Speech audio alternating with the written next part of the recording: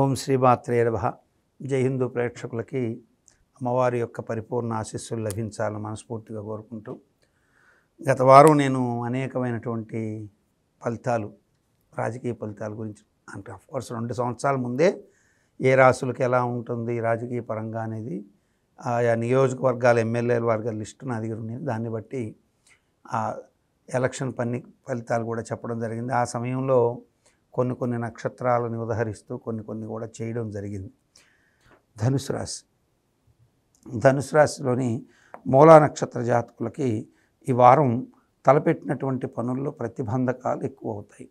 అన్ని పనులు కూడా సాఫ్ట్గా వెళ్ళిపోతున్నట్టుగా అనిపిస్తూ కొంత క్రిటికల్గా మారుతుంటాయి.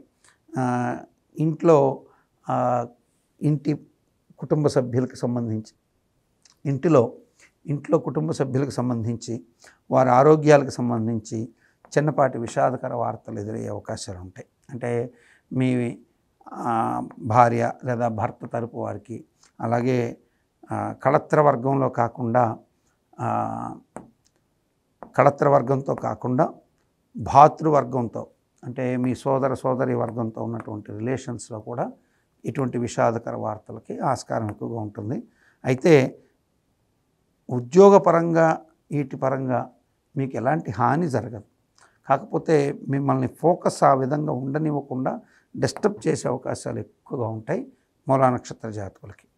ఇక పూర్వాషాఢ నక్షత్ర జాతకులకు కూడా ఈ వారం రక్త సంబంధీకులకు సంబంధించినటువంటి విషయాల్లో విషాదకర వార్తలు ఉండే అవకాశాలు ఎక్కువగా ఉంటాయి.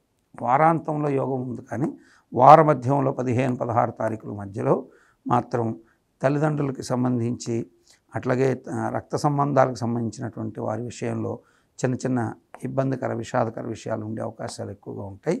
అయితే శని దృష్టి ఎప్పుడైతే వ్యయం మీద పడిందో అది మోక్షానికి కారకమైనటువంటి వ్యయస్థానం కాబట్టి శుభం జరిగే అవకాశాలు ఎక్కువగా ఉంటాయి. కొన్ని విషయాల్లో అంటే మీకు ఆకస్మికంగా ఆర్థిక విషయాల్లో ఒక ఆలంబన దొరికే అవకాశాలు ఎక్కువగా ఉంటాయి.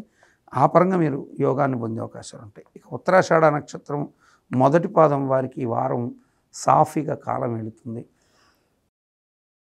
అయినటువంటి ధర్మాల్లో కూడా వ్యతిరేక అంశాలు ఏవైతే ఉంటాయో వాటిని అధిగమించగలుగుతారు. స్పెక్యులేషన్స్, షేర్లు, లాటరీల ద్వారా లబ్ధి పొందుతారు. అయితే రక్త సంబంధీలకు సంబంధించి అంటే మూల, పూర్వాషాఢ, ఉత్తరాషాఢ ఈ 3 నక్షత్రాల వారికి ఏలినాటి శనిలో మామూలుగా శౌచ దోషాలు వస్తుంటాయి. కానీ ఇప్పుడు వీరికి అటువంటి ప్రభావాలు కలిగే అవకాశాలు కనపడుతున్నాయి. కాబట్టి ఈ నక్షత్రం ఉన్నటువంటి వారు వారి తల్లిదండ్రుల ఆరోగ్యపరంగా, వారికి ఎదుర్కొంటున్నటువంటి ఆరోగ్యపరమైనటువంటి ఇబ్బందుల పరంగా కొంచెం జాగ్రత్తలు తీసుకోవడం పెద్దలకు సంబంధించి తప్పనిసరని చెప్పాల్సి ఉంటుంది. మొత్తం మీద ధనుసు రాశి వారికి ఈ వారం అన్ని విధాలుగా కూడా యోగాన్ని ప్రసాదించేటువంటి దైవం ఎవరయ్యా అంటే తప్పనిసరిగా సూర్య భగవానుడు మాత్రమే వీరికి అన్ని రకాల అరిష్టాలని తొలగించగలడు. కాబట్టి సూర్య భగవానుని ఆదిత్య హృదయంతో, నవగ్రహ స్తోత్రంతో చక్కగా పూజ చేసుకోవడం మంచి శుభాన్ని కలిగిస్తుంది. ఆదిత్య హృదయం చదువుకోవడం అత్యంత శుభం ఈ యొక్క ధనుసు రాశి వారికి. అయితే సహజంగా కూడా ధనుర్లగ్నానికి రవి, బుధులు యోగకారకుడు. బుధుడితో కలిసిన రవి కాబట్టి విష్ణు సహస్రనామం, సూర్యనారాయణుడికి సంబంధించి ఆ ఆదిత్య మండల స్తోత్రం, ఆదిత్య హృదయం అత్యంత శుభాన్ని ఇస్తుంది.